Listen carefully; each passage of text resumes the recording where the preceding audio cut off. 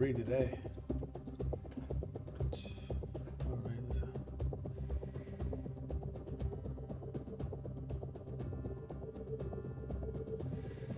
Alright, got a bunch of stuff.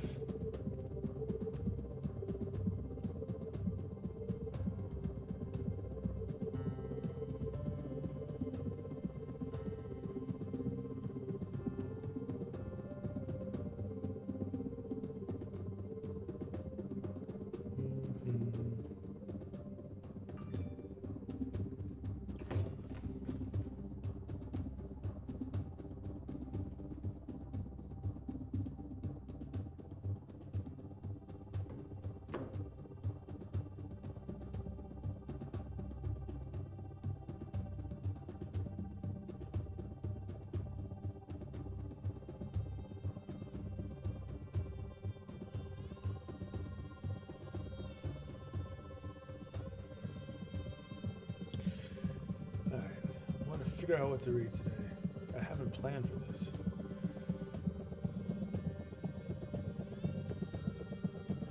Could do more of that neurosymbolic AI panel.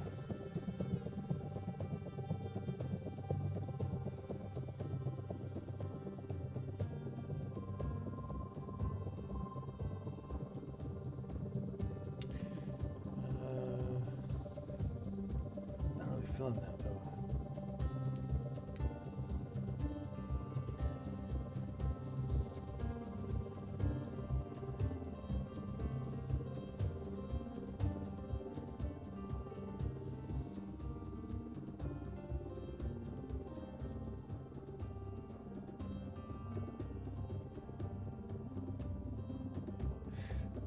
I've been wanting to dive more into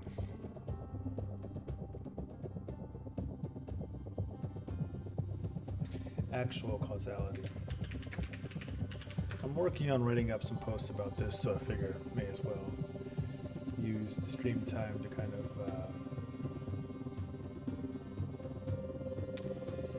get a better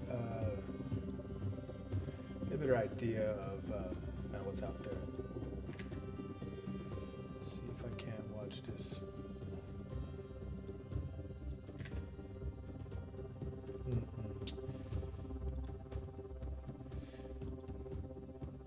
There's a Halpern video here that I've been wanting to watch.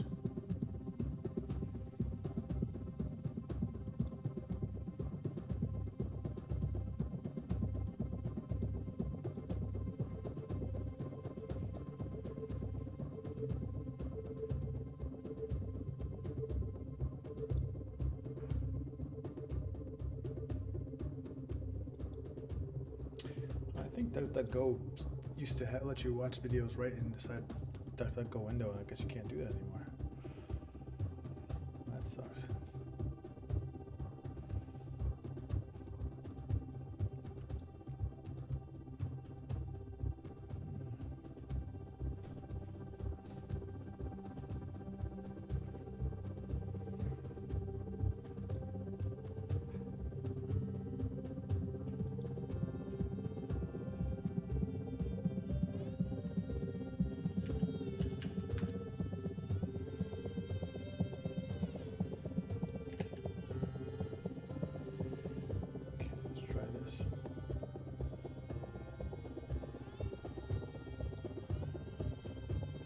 Just getting spun up here.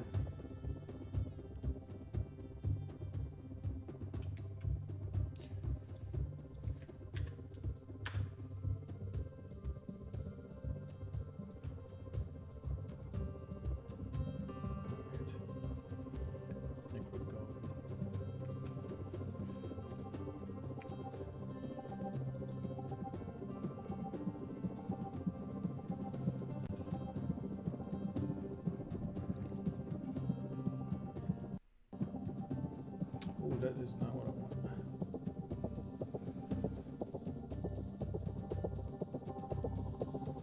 There we go.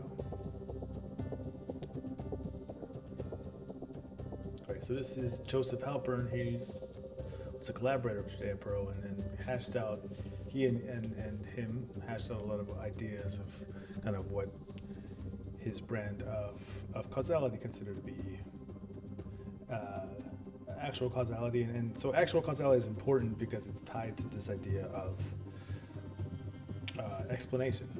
So when you explain something in terms of what caused this thing to happen, actual causality is where you go. So we're going to just go and run through this video here.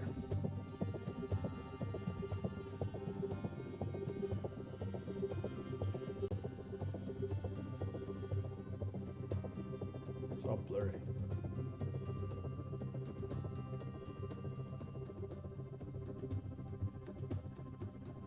It's my great pleasure today to introduce Joe Halpern as our plenary keynote speaker. Joe has been a professor at Cornell for the past 20 years and is a fellow of the American Academy of Arts and Sciences, a fellow of the American Association for the Advancement of Science, and a fellow of AAAI, ACM, and IEEE, among other organizations. He's received numerous awards for his research contributions, including the ACM SIGART Autonomous Agents Research Award, the Dijkstra Prize, the ACM AAAI Newell Award, and the Gödel Prize.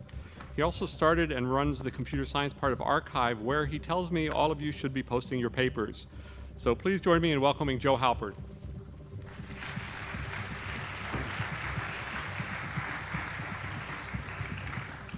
Thanks, Jeff, and thanks to Sheila and Killian for inviting me. So this is actually going to be the 1-hour version of a book that was published last year. So if you like the stuff, go buy the book. It's MIT Press. So this is joint work with lots of people. I got introduced to the area by Jutta Perl. Later work that I'll talk about with Hanna Choklau and Chris Hitchcock, who's a philosopher at Caltech. So the big picture, defining causality is hard. People have been trying literally for millennia. The literature distinguishes two types of causality. One that statisticians by and large have focused on, that philosophers have called type causality. Smoking causes cancer. And what I'm going to be focusing on in this talk is what philosophers call token or actual causality. So if you think of type causality as talking about groups, token causality talks about individuals. The fact that Willard smoked for 30 years is what caused him to get cancer. So the law, for example, is really concerned with token causality. So here's the canonical example. So it's true that it was pouring rain last night and I was drunk, but the cause of the accident was the faulty brakes. And that's why I'm suing GM, since I'm living in the States and we're a very litigious society. So what am I saying here? So as far as token causality goes, as far as type causality, pouring rain is a cause of accidents. In general, drunk driving is a cause of accidents. But I'm saying in this case, it wasn't the fact that I was drunk. I drive great when I'm drunk. It wasn't the fact that it was pouring rain. I'm also really great at driving in pouring rain. It was those faulty brakes. Right? So it's that I want to make sense out of. What should that mean? And the traditional story, for some reason it doesn't work out. Right? So, why do we care? Well, issues of actual causality come up all the time in the law. That's what law really does care about a lot. Historians, scientists are interested in causality. Statisticians tend to be mainly concerned with type causality, but they also care about token causality. And recently, if I have time at the end, I'll say why it's relevant to CS. But so attempts to define causality go back to Aristotle. That's why I say it's millennia. The modern view arguably dates back to Hume. That's 1748. In the philosophy world, that's modern. And a relatively recent trend, which goes back to David Lewis, is to use counterfactuals.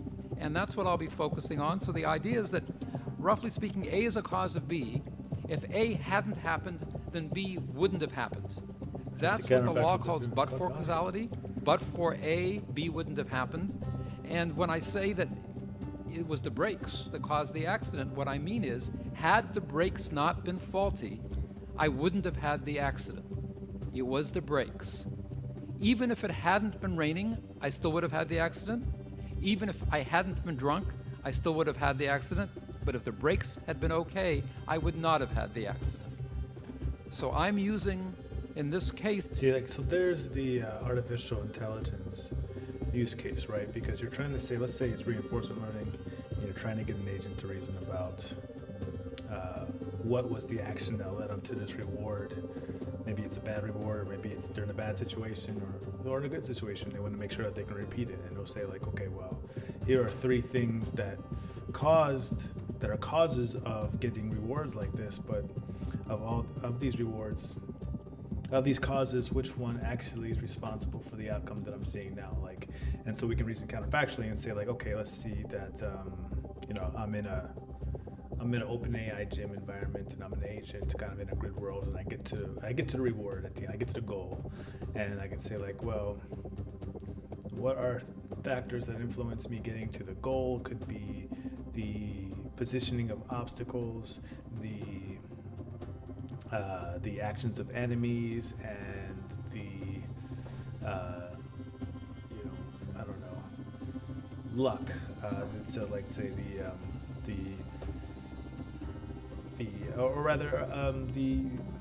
me think. The placement of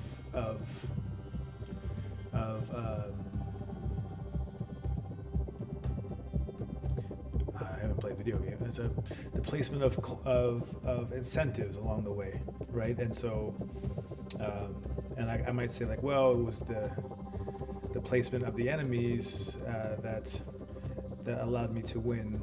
Had they been positioned differently, even had the incentives been different, even had the obstacles been different, I would not have been able to reach the goal, right? And so we can, so you can kind of extend that to applications of reinforcement in real life. But you can see how, for kind of policy learning or policy evaluation perspective, this is very important stuff.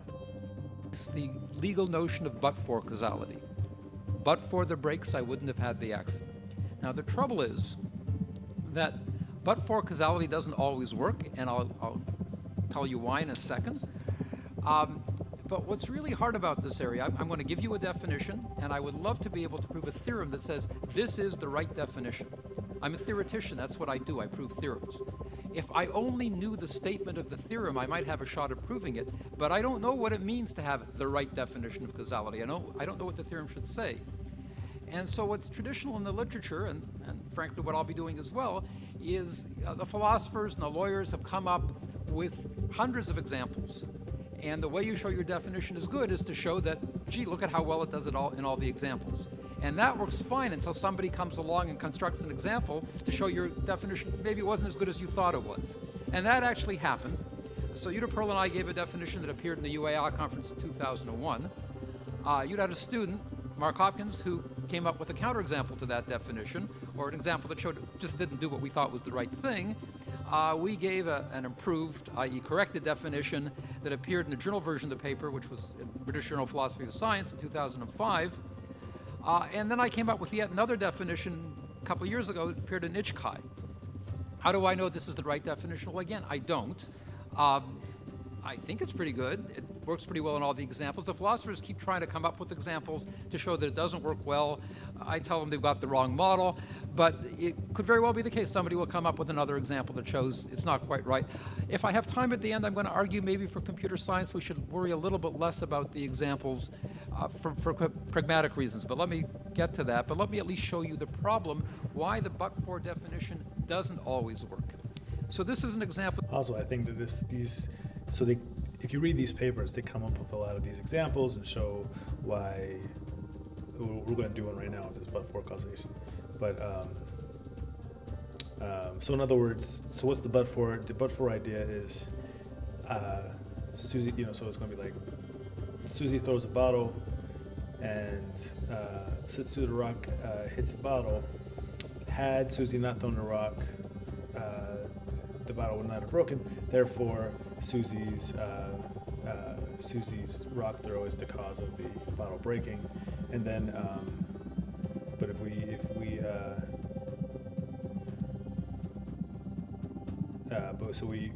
use this, and so like the counter example for that is this preemption problem. We'll talk about that, but like I wonder often, like, is this focus on? I think he said it himself, but like, is this focus on these examples? I feel like it's difficult to sell people on the usefulness of these ideas when you kind of come up with these increasingly contrived examples. And you want to come up with these examples because you're trying to come up with something in general, and so the one thing you prove that something is not, the one way you prove that something is not general is to prove by disprove it by counterexample. And But I don't know. One of the things that I'm trying to resolve in this survey of this bit of literature is, okay, well, great. Counterexamples are useful, but can we come up with something that we can actually model and make practical in real life? That's where I'm headed. You to David Lewis, but there are all sorts of examples like this in the legal literature. I'll briefly mention one. So imagine Susie and Billy both pick up rocks and throw them at a bottle. Susie maybe threw a millisecond earlier, throws a bit harder. Her rock gets there first, shattering the bottle. But both throws are perfectly accurate. You can see Billy's rock going over where the bottle would have been had Susie not thrown. So Billy's rock would have shattered the bottle if Susie hadn't thrown. So Susie is not a but-for cause of the bottle shattering. Had Susie not thrown, the bottle would have shattered anyway. Nevertheless, we want to say that Susie's the cause of the bottle shattering and Billy isn't. Now, if you think this is just an example the philosophers came up with, which it is, let me tell you, there was a workshop that brought together philosophers and lawyers, and I was the token computer scientist, and they were playing a tape of a Supreme Court case. And it went more or less like this, that the accused was a drug dealer who had sold heroin to somebody who died. And there was no dispute about the fact he had sold him heroin. But the guy who died had a serious heart condition, and all the doctors agreed he would have died within a day or two anyway. Think Susie and Billy, right? So is the drug dealer the cause, is the fact that he sold him the drugs the cause of the patient's death? And the drug dealer's defendant was saying he would have died anyway. It's not a but-for cause. And you can hear Justice Kagan in the background going, no, it's not a but-for cause. And so the law understands that but-for causality can't be the whole story. And there are lots of cases like this in the law. And they don't have a good definition to deal with this. So, roughly speaking, we'd like to say, well, if Susie hadn't thrown under the contingency that Billy didn't hit the bottle, then the bottle wouldn't have shattered. So we sort of want to say, but for the fact that Susie threw, keeping fixed the fact that Billy didn't hit the bottle. And we sort of want to argue that works for saying that Susie's a cause, but not Billy. And, why is Susie the cause and not Billy? Well, roughly speaking, we'd like to say, well, duh, it's because Susie's rock hit the bottle and Billy's didn't. So can we make that precise? So let me talk about the formal model, because there's going to be a bunch of definitions based on this formal model. An hour ago, I briefly talked about notions of moral responsibility and intention, also based in this model. So the model is really due to Pearl, and it uses what are called structural equations.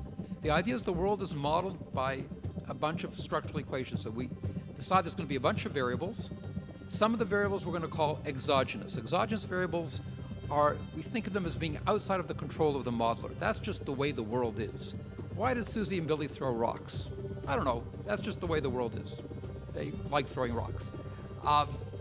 So the exogenous variables are the ones that we don't really think about when we talk about causality because they're outside of our control. They're sort of given.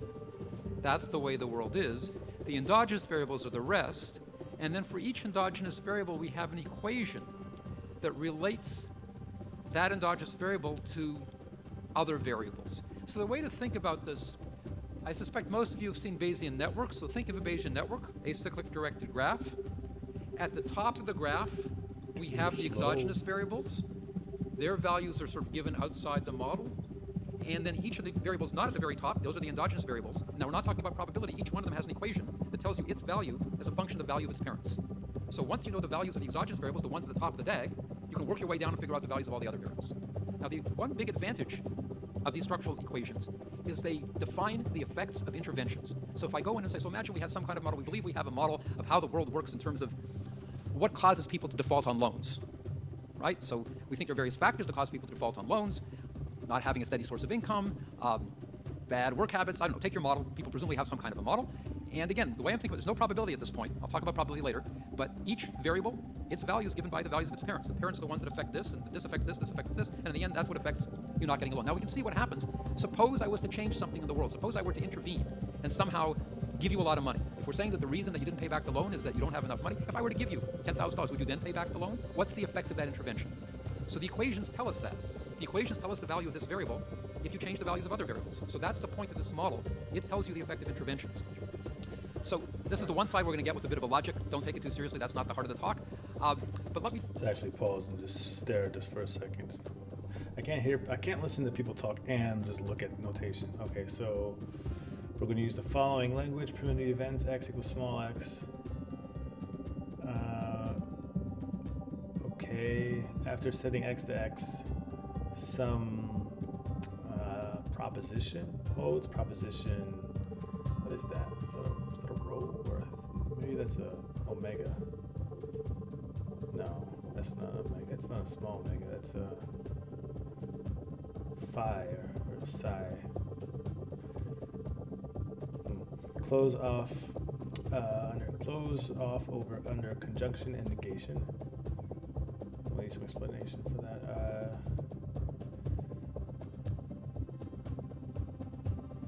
Great, semantics, a causal model. So we have a structural causal model, exogenous, endogenous structural equations. And so this will be some U here is an instantiation of the exogenous.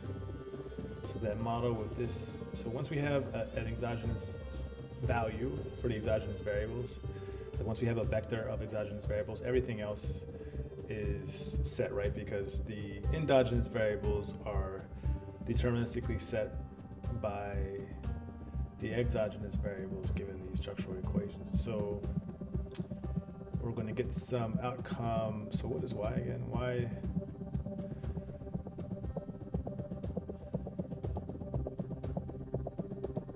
X equals y and z. So y hasn't been defined yet.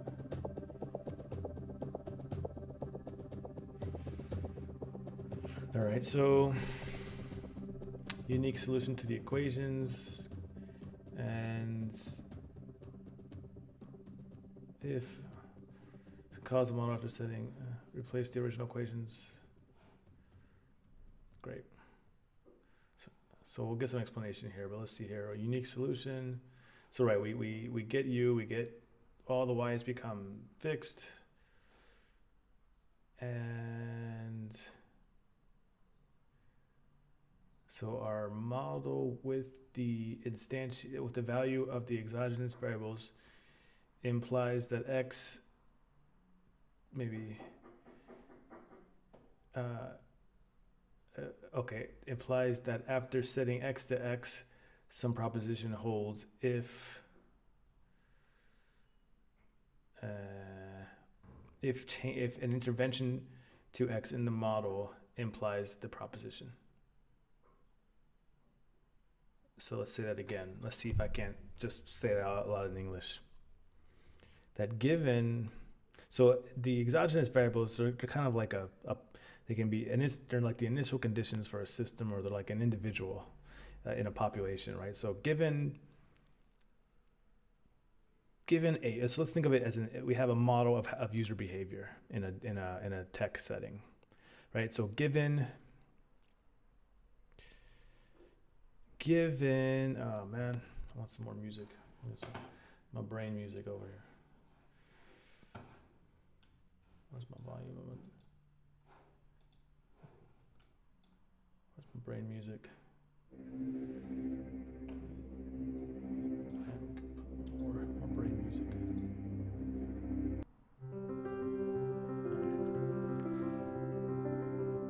All right, so given a user,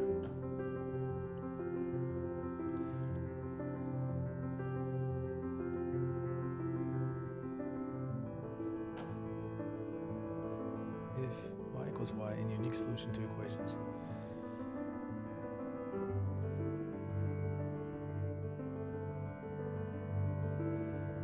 So I'm not, the flow of this sentence here, I'm losing a little bit of it, but I'm thinking that given the user and our model of the user, then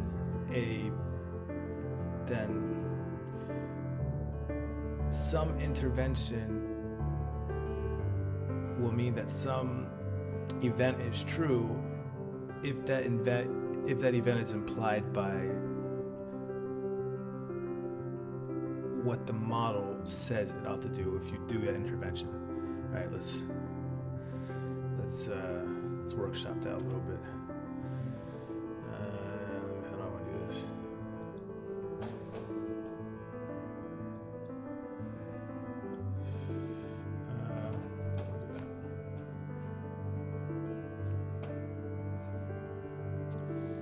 I need something to write on.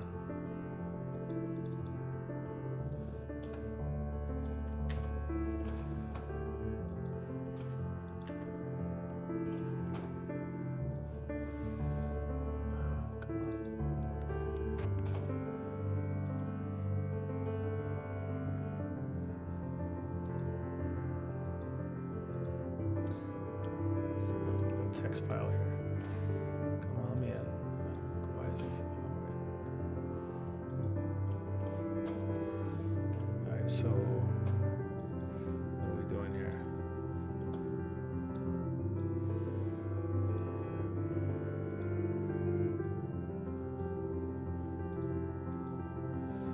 So like, now I'm gonna see. Given the user and our model of the user, then an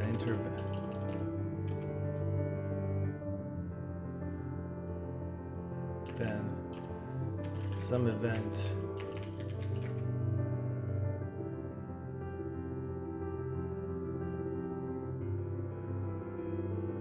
holds.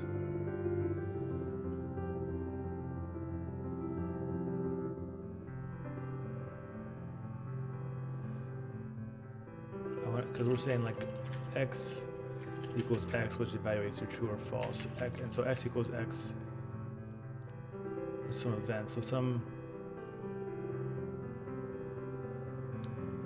let's just call that proposition. Proposition holds if under intervention, if the model, it should be a causal model.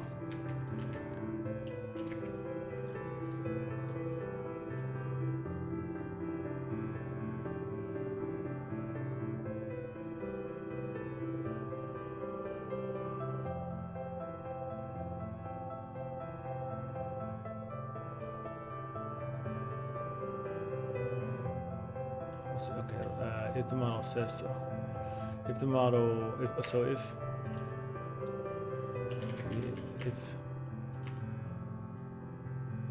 okay, what intervention? Some intervention. If the model simulation of the intervention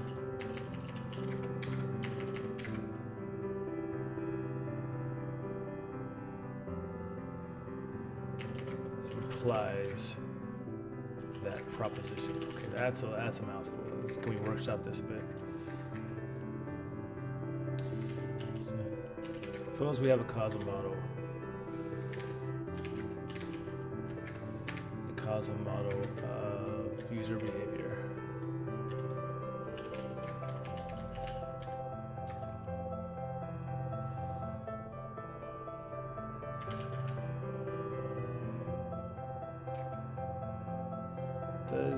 So what is an intervention in context of a model?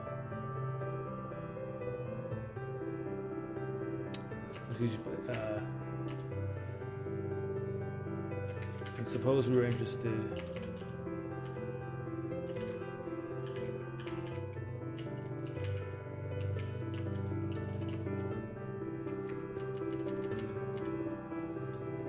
we want to apply the model to John and ask if some proposition about John, what proposition?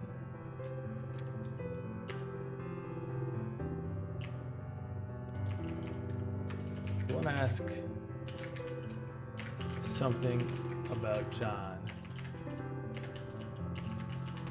is true. About, let's be clear. Something about John's user behavior. Let's be more specific. If John is we don't need to be super general. We just want to get an intuition, then we can generalize later. We want to ask if John is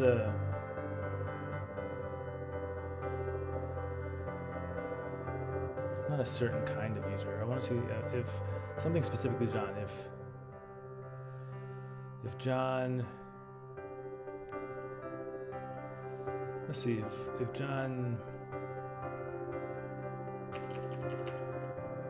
engaged more in this site because of that.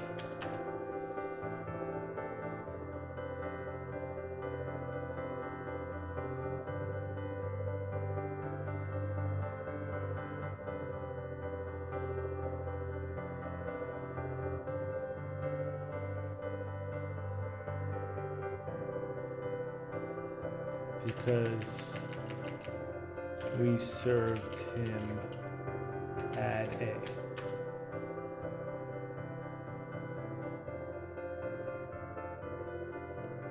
This is true if, okay, let's say, we will say yes if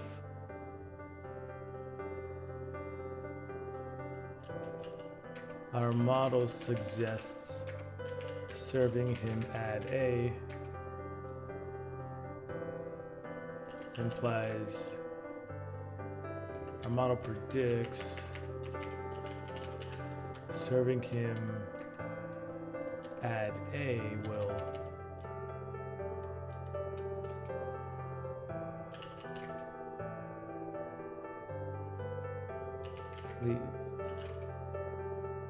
lead him to engage more.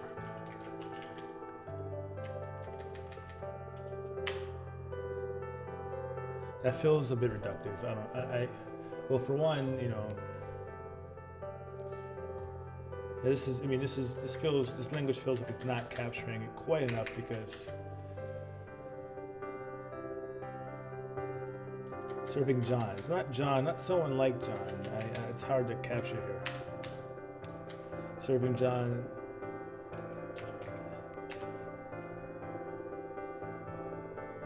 Serving John specifically. Serving at A to John specifically will lead John to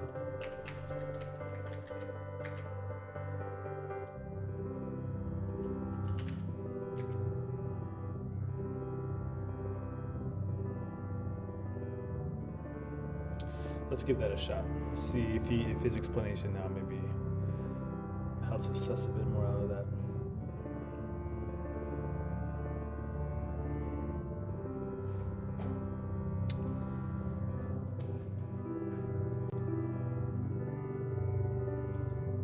Tell you what these symbols mean. So we want to reason about causality. We want to make statements about causality. The primitive events are x is 3. This variable has value 3. The interesting statement I want to make is the second line here where I say after intervening and setting capital X to little x. If I set x to 1, then phi holds. If I gave you a lot of money, you would pay back the loan. If the brakes had been okay, I wouldn't have had the accident. As opposed to, if it hadn't been raining, I still would have. But let me tell you what these symbols mean. So we want to reason about causality. We want to make statements about causality. The primitive events are x is 3. This variable has value 3. The interesting statement I want to make is the second line here where I say after intervening and setting capital X to little x. If I set x to 1, then phi holds. If I gave you a lot of money, you would pay back the loan. If the brakes had been okay, I wouldn't have had the accident.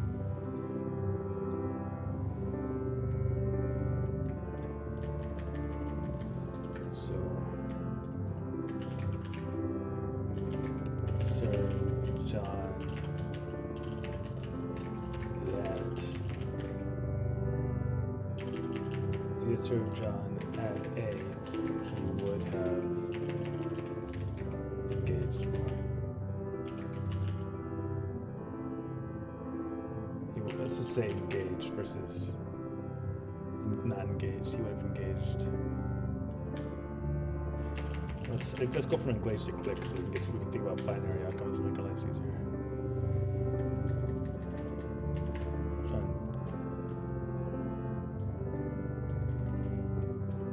clicked on the link because we served him that, we will say yes if our model predicts serving at A to John, and specifically will lead to him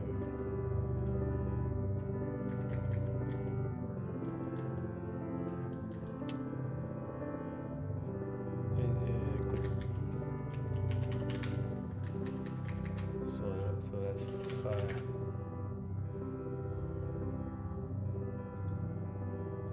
As opposed to, if it hadn't been raining, I still would have had the accident.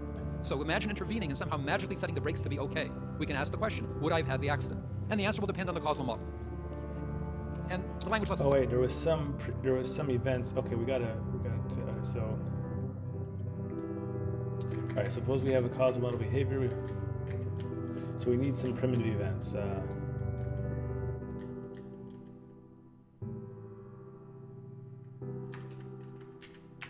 Right, who clicked on an ad, on ad A.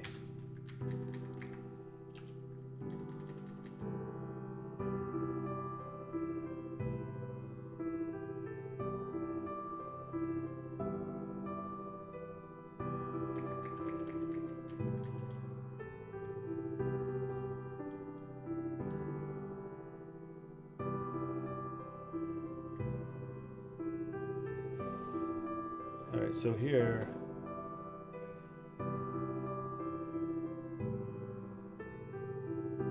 mu implies x. That means the causal model after setting x to x.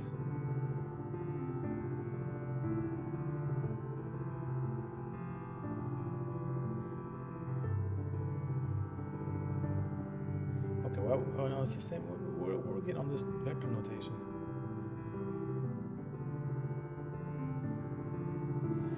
Let's see where he goes. Goes off under causality. So a causal model is a tuple. Technically, it has exogenous variables. The modeler has to decide which variables are outside of the control of the model. That's just the way they are. The rest of the variables are endogenous, and then we have a set of equations, one for each endogenous variable. And then we can say, and here's the interesting part, once we're given a model and a context, the context is a setting of the exogenous variables. Once I tell you the values of the variables at the top, well, I can tell you if y is 3. Because once I know the values of the variables at the top, that determines everything going down. I hope that makes some sense. And here's the interesting, I can answer the question, if I were to set x to 1, would phi be true? That's what this formula is saying. Which formula is that? If, so where's he say anything to 1?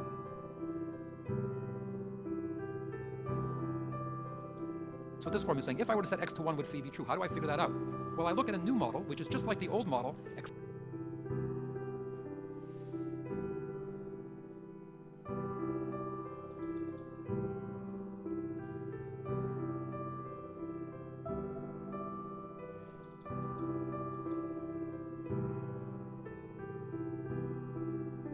So what's phi in his example?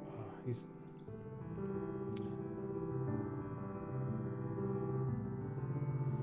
if you wanted to,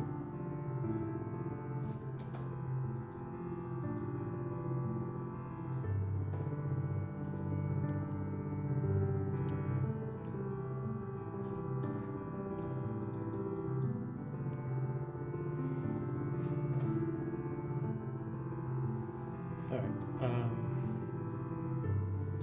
Looks like my comments are having errors loading, so if you're watching and you're commenting, sorry, I don't know if I can hear you quite yet. I'm on the chat room on my iPhone, but I don't know if I can try hello. Okay, so, okay, that loaded, all right. So, phi is that he would not have, so I wish he would have the example. Let's just go through it. except that whatever equation I used to have for x, throw it out and replace it by the equation that x is now 1. Whatever you thought, you used to think that x was y plus z, forget that, x is now 1. And so that now we have a new model where in that model x has been clamped to 1. And we can ask in that new one, that's what this formula is saying. If I were to set x to 1, would phi be true? How do I figure? Let me slow this down. If I were to set x to 1, would phi be true?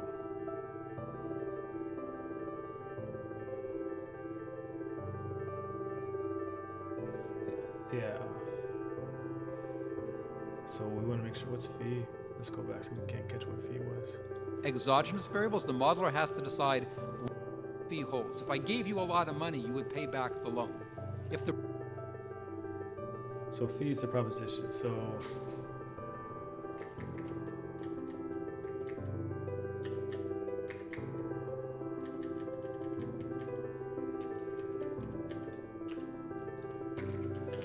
we want to know if we served John the ad, would he click?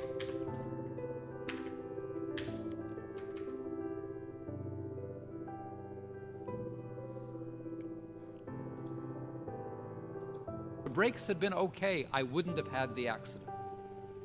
As opposed to, if it hadn't been raining, I still would have had the accident. So I think this is X, and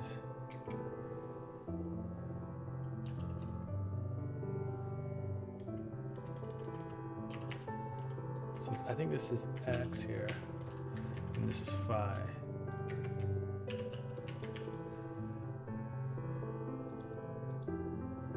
So imagine intervening and somehow magically setting the brakes to be okay. We can ask the question, would I have had the accident? And the answer will depend on the causal model. And the language lets us close off under causality. So a causal model is a tuple. Technically, it has exogenous variables. The modeler has to decide which variables are outside of the control of the model. That's just the way they are. The rest of the variables are endogenous, and then we have a set of equations, one for each endogenous variable. And then we can say, and here's the interesting part, once we're given a model and a context is a setting of the exogenous variables. Once I tell you the values of the variables at the top, well, I can tell you if y is 3. Because once I know the values of the variables at the top, that determines everything going down. I hope that makes some sense. And here's the interesting, I can answer the question, if I were to set x to 1, would phi be true? That's what this formula is saying. Come on. That's what this formula is saying. If I were to set x to 1, would phi be true? How do I figure that out? Well, I look at a new model. So if I were to serve me add X, would he click? Model, which is just like the old model, except that whatever equation I used to have for x, throw it out, and replace it by the equation that says x is now 1. Okay, that's what whatever you you thought, you used to think that x was y plus z, forget that, x is now 1. SCM. And so that now we have a new model where in that model, x has been clamped to 1. And we can ask in that new model, if magically I made the brakes okay, in that new model, where everything else is the same except now the brakes are okay, would I have the accident? Right? And I can determine that just using the rules I've given before. Right? So that's it. Let me give you some examples now. I still haven't defined causality. But let me stop and say, so this is just... what's important here is that causality is going to be relative to a model. A can be a... Okay, so he's just kind of setting up some notation. So this is nothing new. This is all structural causal model. He hasn't done any actual causality yet. All right, so he's just explaining notation. Cause of B in one model, it might not be the cause of B in a different model. And a lot of the confusion in the literature, I claim, is people are just using different models, and we can debate which is a better model or a worse model. I'll say a bit more about that in a second. What that means is even if lawyers accept this definition, you can still imagine lawyers arguing about which is the better model. As you'll see, there's even more for them to argue about, right? So right now I have nothing to say about what makes a model good or bad. I'm just going to give you a definition, or at least in a few slides, a definition of causality relative to a model, right? So let's start with a simple example. Imagine you have two arsonists that drop lit matches in different parts of a dry forest, and then the forest burns down. So we can imagine two scenarios. One I'll call the disjunctive scenario, where just one match is enough to get the forest to burn. And the conjunctive scenario, you need both matches for the forest to burn down. The way we capture the difference is by equations. So in both cases, we have the same network. We have an exogenous variable at the top that's whatever it is that makes these arsonists want to drop matches. Who knows? That's determined outside the scope of the model. I'm not going to try to figure out and play psychologist to figure out why the arsonists want to drop matches. Then we have two variables, arsonist 1, arsonist 2, that are binary variables. They take value either 0 or 1, where the value is 1 if the guy drops a match, and the value is 0 if he doesn't drop a match. And finally, I have a variable here for the forest burns down. What's the equation for the forest burns down? Well, that depends. In the disjunctive scenario, where it only takes one guy, it's a disjunction.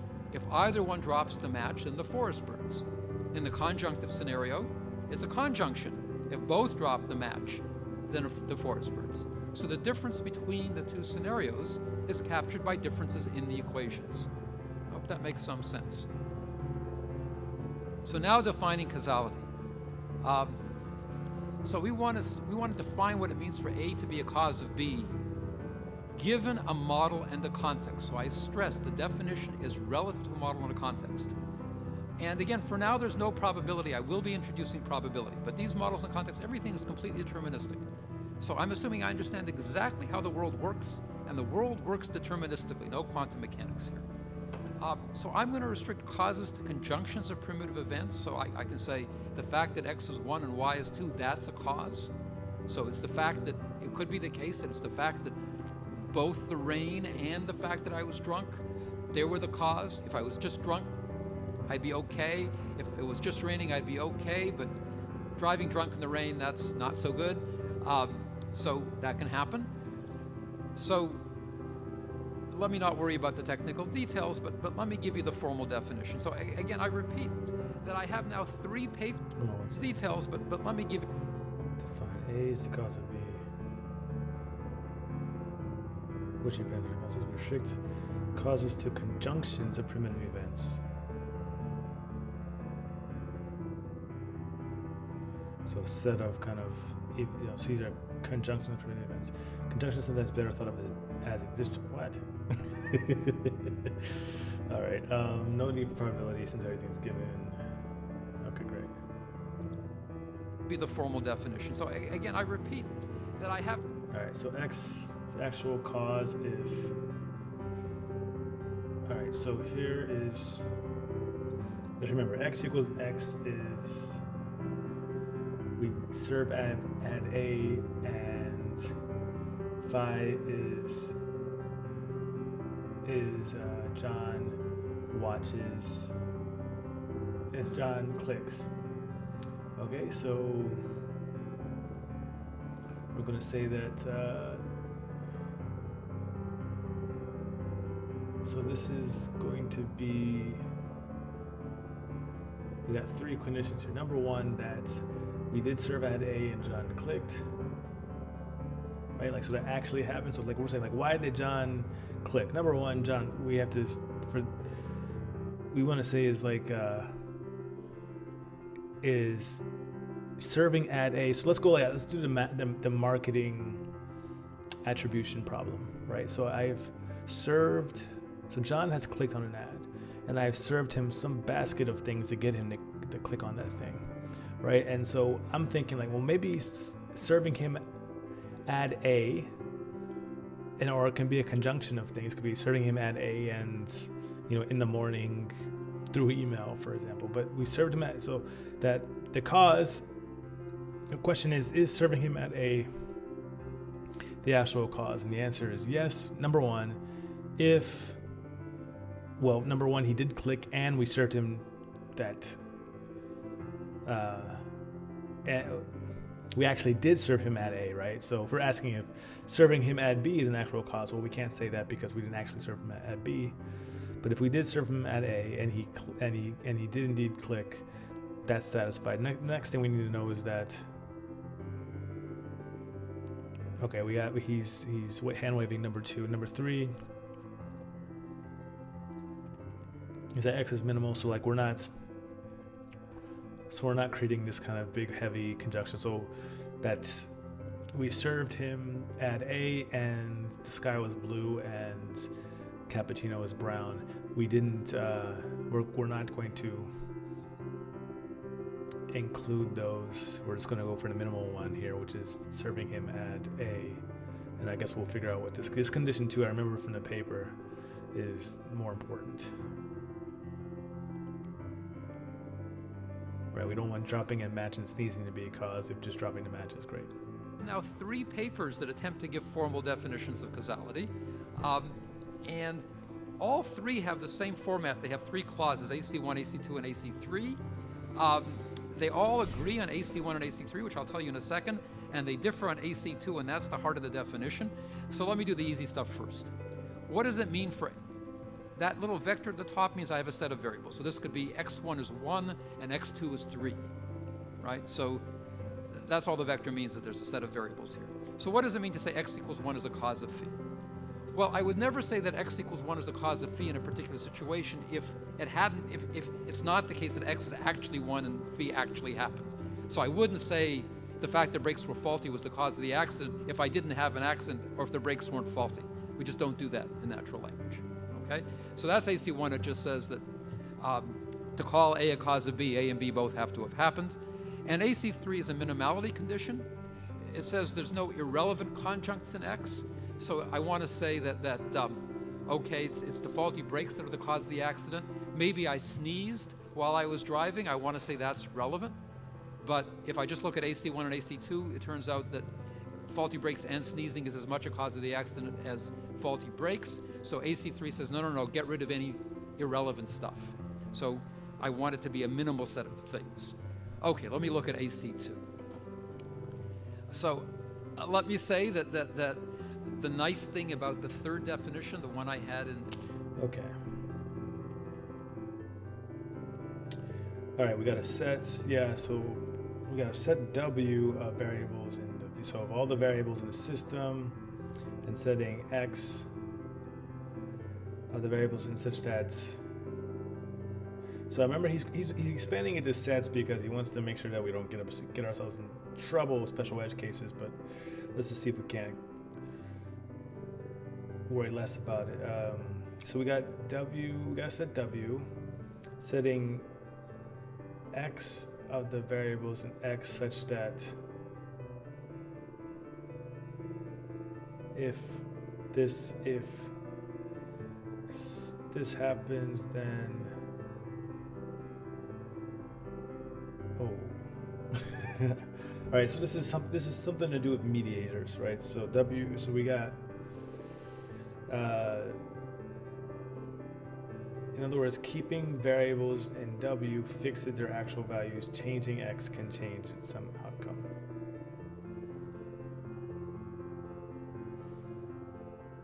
So we keep, these guys, these W's have,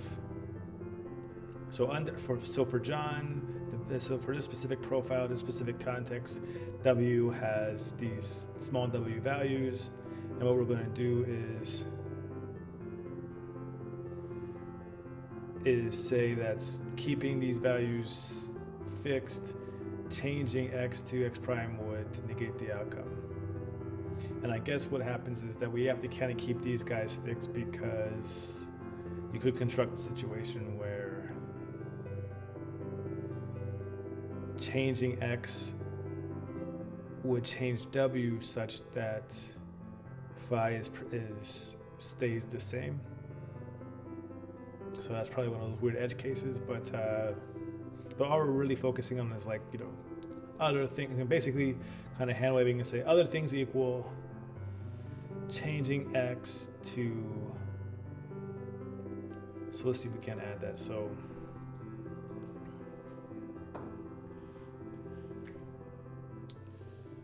all right, so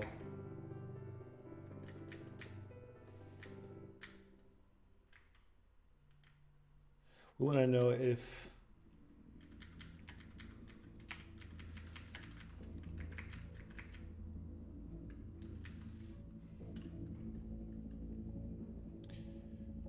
suppose we have a model of user behavior. We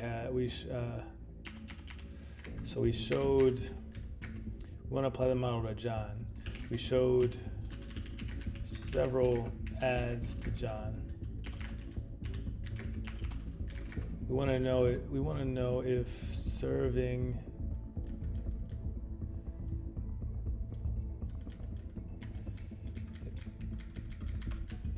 showing John ad A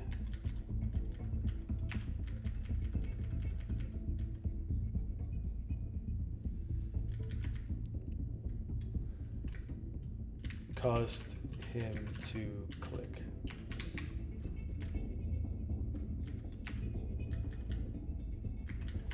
And so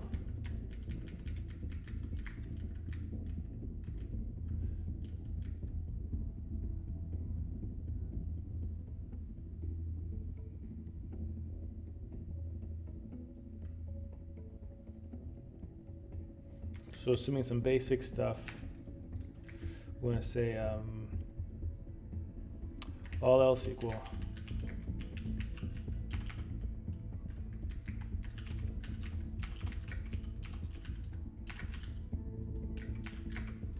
All else equal.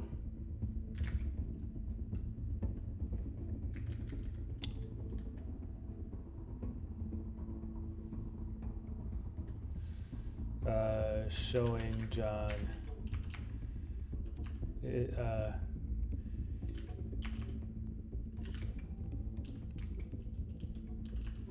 if we'd shown John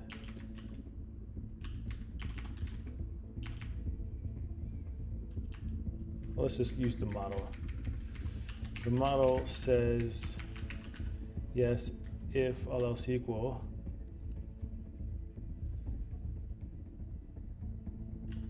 it says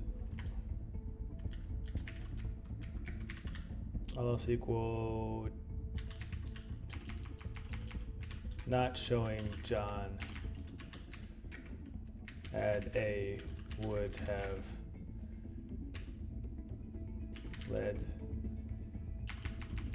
resulted if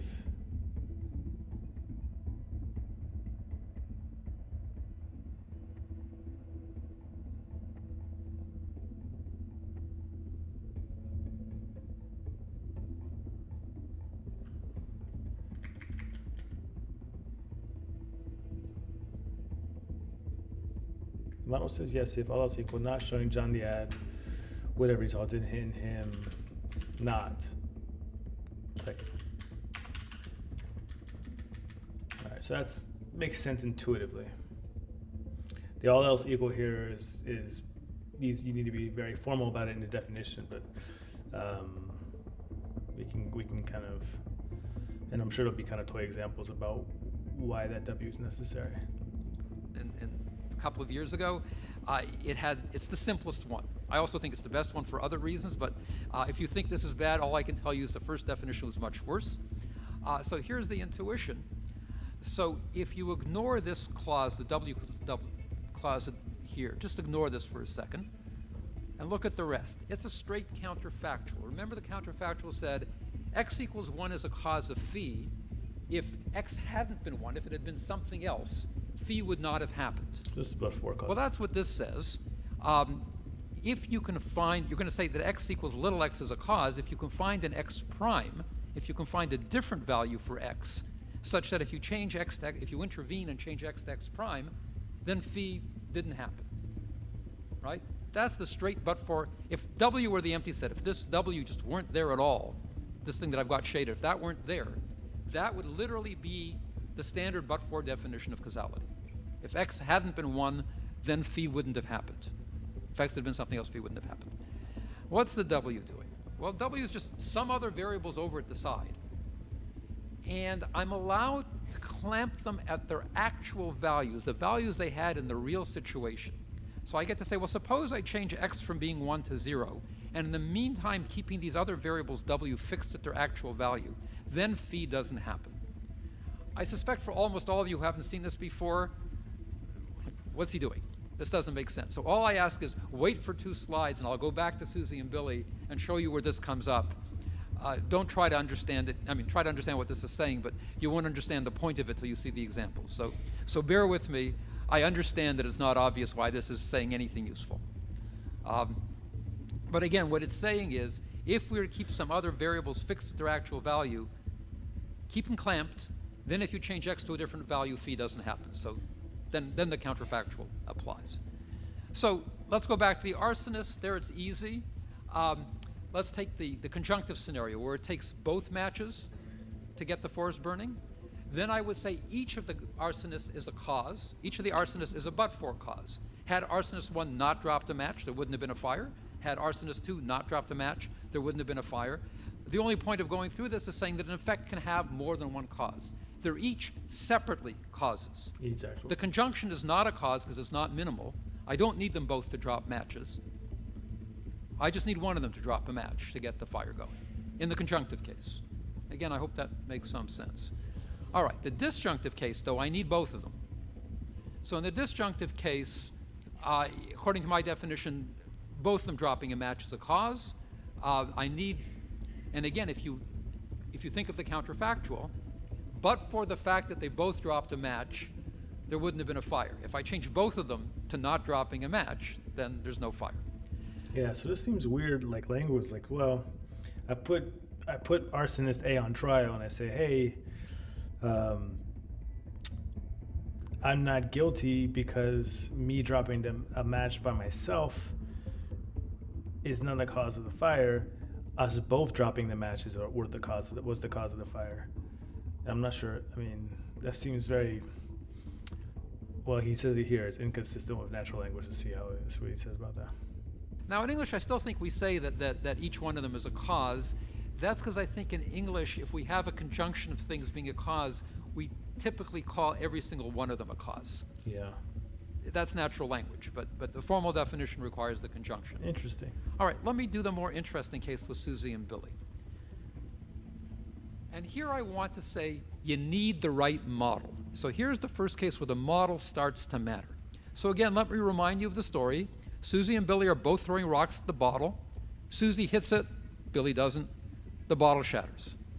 Now your first cut in a model might just have three variables. Susie throws, Billy throws, the bottle shatters. I'm going to skip the exogenous variable. The exogenous variable is whatever causes them to want to throw. Let me ignore that. That's not relevant. Okay. In this model, the equations are obvious. The equation would just say if I'm implicitly going to assume they're both perfect shots, I can have a more complicated model that has variables for how accurate they are. But let me ignore that just for simplicity.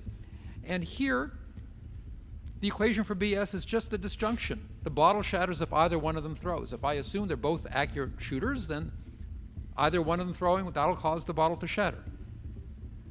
I would argue this is not a good model. Why? Well, remember the story. The story said Susie threw a little bit harder, or Susie threw a few milliseconds earlier, and her rock hit the bottle and Billy's didn't. Now the trouble with this model, in this model, Billy and Susie are absolutely symmetric. It's literally isomorphic to the disjunctive case of the forest fire. All it takes is one match. All it takes is one of them to throw and the bottle shatters. This model might make perfect sense if you didn't get to see who threw. You just saw that they both threw, and you saw at the other end the bottle shattering, and you say, okay, here's my model. This model is not capturing the fact that Susie hit the bottle and Billy didn't, right? I would say that's a crucial part of the story. I can't prove that's a crucial part of the story, but if we think about how we analyze a story and who we're going to call a cause, that matters. Well, if you think it matters, you better have variables in the model to talk about it. Otherwise, bad model gives you bad results.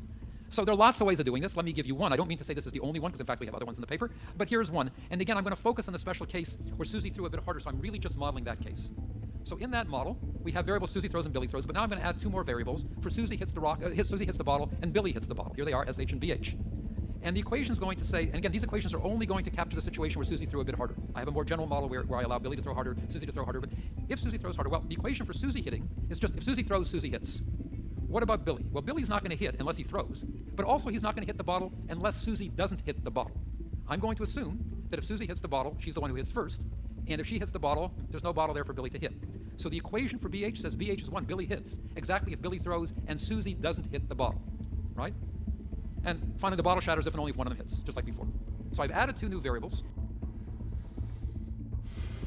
Okay, so SH for Susie hits, BH for Susie hits. Susie is a cause because the model for the specific case where, so Susie hits the bottle.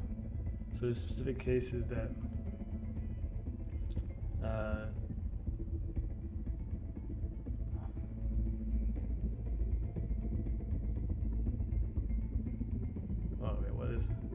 bottle shatters here. Bottle hits, Billy hits, Susie hits, bottle shatters. So Billy hits must be W. So should those be? So if Susie had not thrown, the bottle would not shatter. So given Billy did not hit, so Susie throws, Susie hits, and Billy doesn't hit.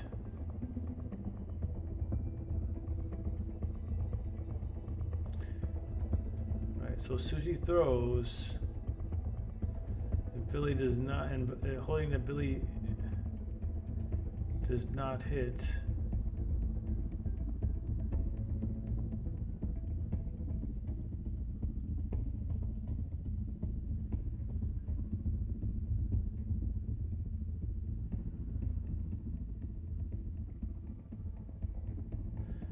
Billy hitting is what it would have been.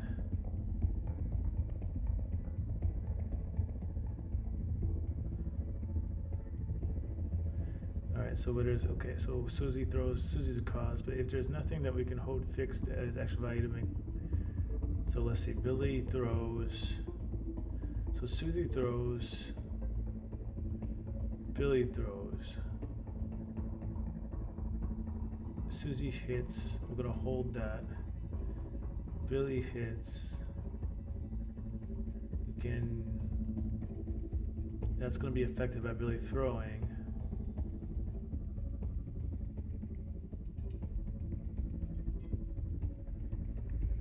But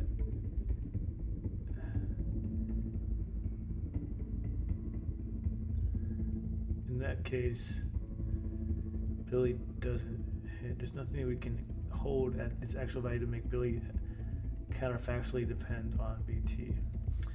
See, this is actually not all that clear from this version of the graph. Makes you wonder. There's another kind of graph that would make this clearer, but they're not going to show it here. But this is interesting. Let's go. You know, it might actually work better with a graph that makes the counterfactuals explicit on the graph. But let's see what happens.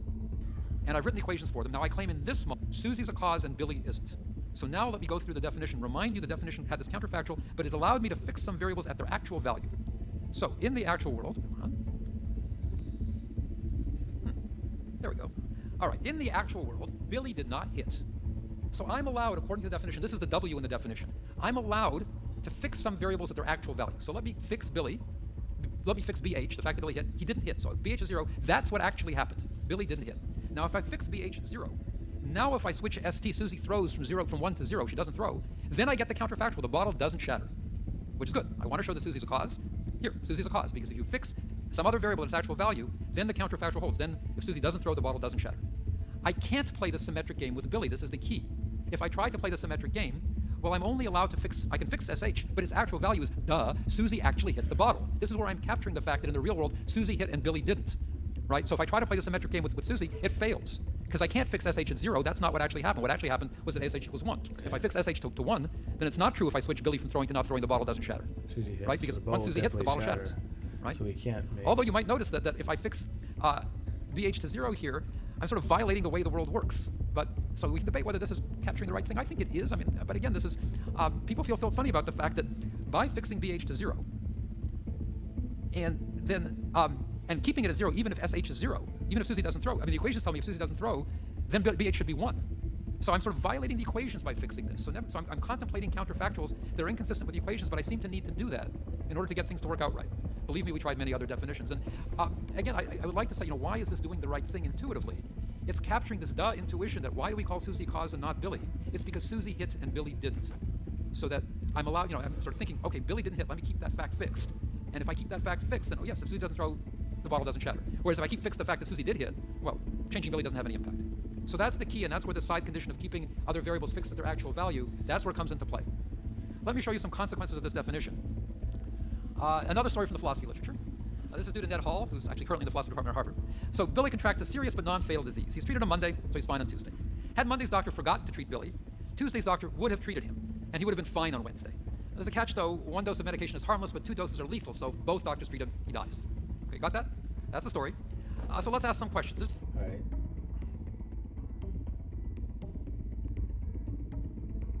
Tuesday's doctor would have treated him.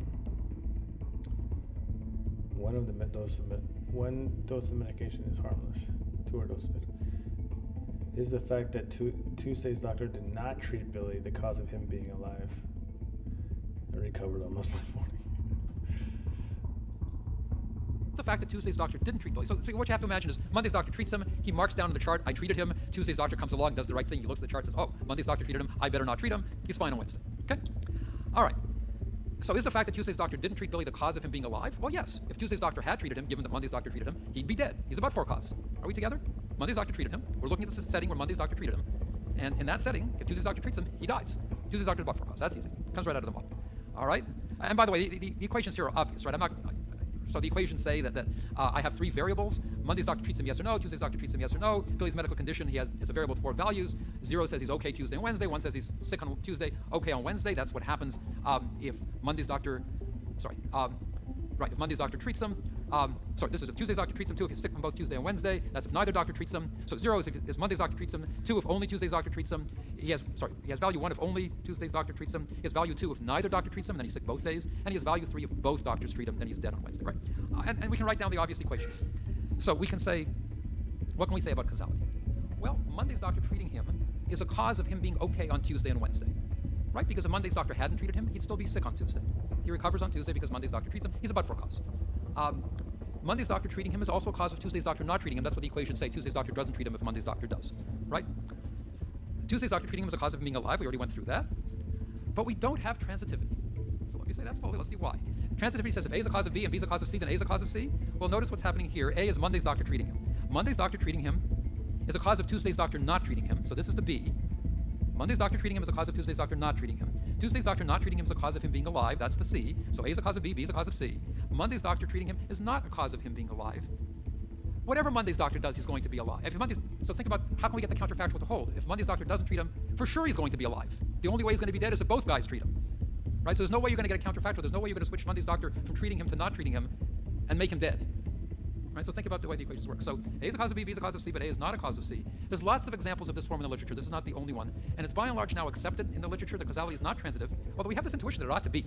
So for what it's worth, I have a paper that gives sufficient conditions for causality being transitive that I claim come up a lot, and I would argue that that's why we think it typically is the case. But it's actually easy to construct examples in the spirit of this one where pretty much everybody agrees that we shouldn't have transitivity.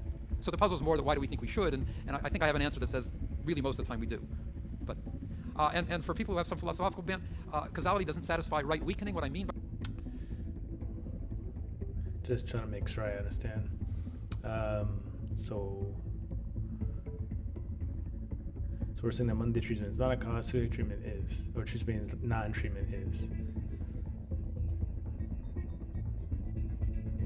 Causality is not transitive, nor does it satisfy right. So, okay. Right weakening, what's that? By that is A can be a cause of B, B can imply B prime, but A is not a cause of B prime. So Monday's doctor is a cause of Billy being okay on Tuesday and Wednesday. That's the 0 part. Being okay Tuesday and Wednesday implies that he's alive, but Monday's doctor is not a cause of him being alive. So A can be a cause of B, B logically implies B prime, but A might not be a cause of B prime. All right, let me move right along. So A can cause B, B can imply B prime, but A is not a cause of B prime. Yeah, because B prime, for example, could be another cause of B. So here's where computer science and philosophy meets psychology. So Josh Knobe, who's in the philosophy and psychology departments at Yale, did this experiment with Fraser. I don't know Fraser. It goes like this. The receptionist in the philosophy department keeps her desk stocked with pens.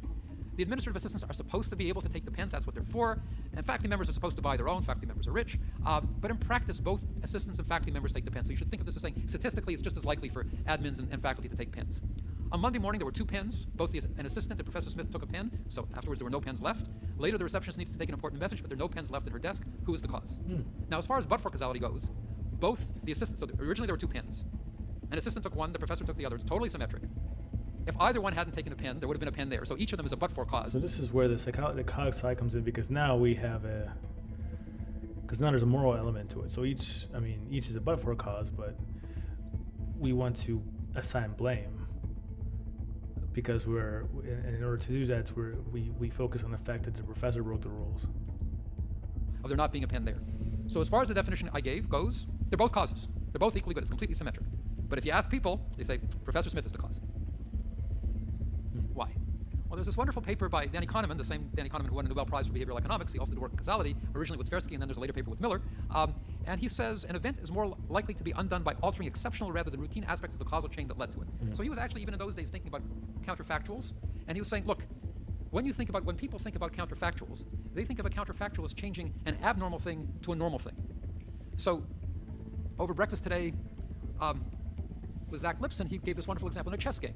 So the judgment of what's abnormal is usually an ethical or moral or value-driven judgment. Whole sequence of moves, and in the end, you won. So which of the moves caused you to win, or which of the moves caused you to lose? Presume the whole chain, you wouldn't have lost. But people tend to focus on the one move that was abnormal, that was the particularly brilliant move that caused the win, or the particularly dumb move, in my case, that caused the loss. Right? So people are particularly looking for things that were relatively abnormal. So if you're going to change something in the counterfactual, people tend to prefer changes that change you from an abnormal situation to a more normal situation. Yeah, so this is like why, you see this in society, right? Like if you make a choice in life, say you decide to go travel to a place where people you don't usually travel, or you marry somebody who your family or your friends might think is an odd choice, right? And then something bad happens as a consequence. Let me rephrase. Something bad happens, and we're trying to figure out why this happened. People will tend to point to the abnormal choice, right? Which is like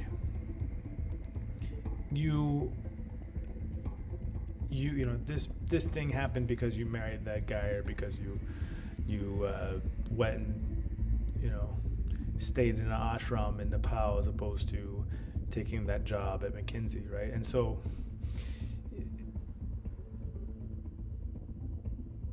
what Kahneman is saying, an event is more likely to be undone by altering exception rather than routine aspects of the causal chain. And so he's saying that this is actually, stating this as fact. But it feels more like not necessarily so. Maybe going to McKinsey would have... Well, you didn't go to McKinsey, though. You went to the ashram.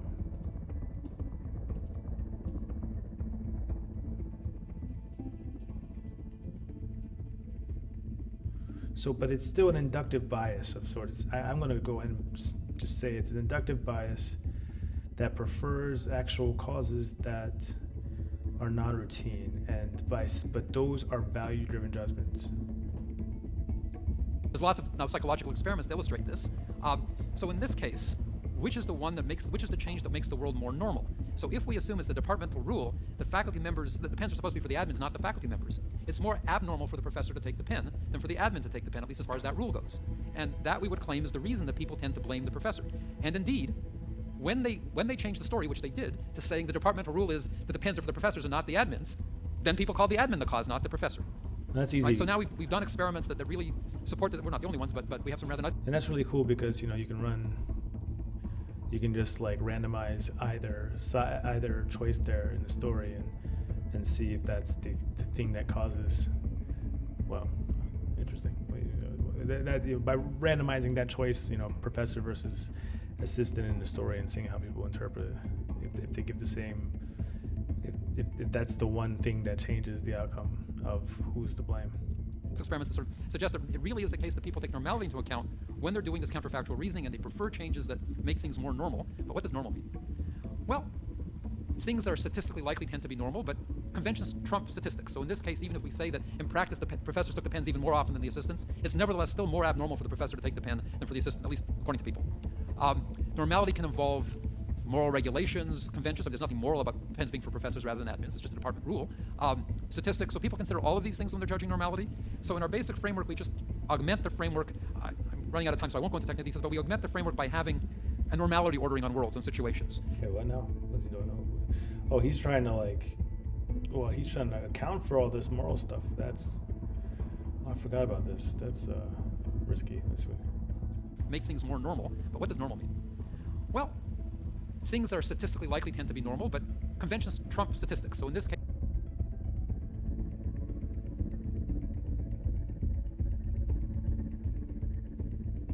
well, I'm just getting so. So what's interesting here then is that we can, if we think about it from a probabilistic programming standpoint, then sequences of events that are we might argue that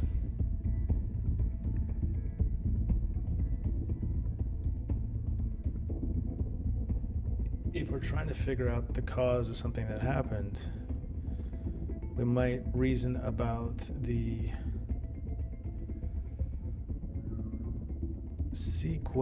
the improbable, like low probability events that led up to its occurrence, and maybe prefer those as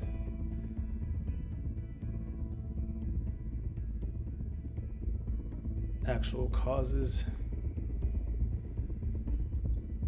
even if we say that in practice the professors took the pens even more often than the assistants, it's nevertheless still more abnormal for the professor to take the pen than for the assistant, at least according to people. Normality can involve moral regulations, conventions. So there's nothing moral about pens being for professors rather than admins. It's just a department rule. Statistics. So people consider all of these things when they're judging normality. So in our basic framework, we just augment the framework. I'm running out of time, so I won't go into technical details, but we augment the framework by having a normality ordering on worlds and situations. And we say that people call A a better cause of B if, when you're looking at the counterfactual that makes A a cause, it makes the world more normal than if you look at the counterfactual that makes B a cause. So what we end up with is sort of a graded notion of causality. So let's see here. We have a witness for X being a cause of in the model if the model applies to W, and we get negation. It's a witness for AC2 holding. There might be several witnesses for being the cause of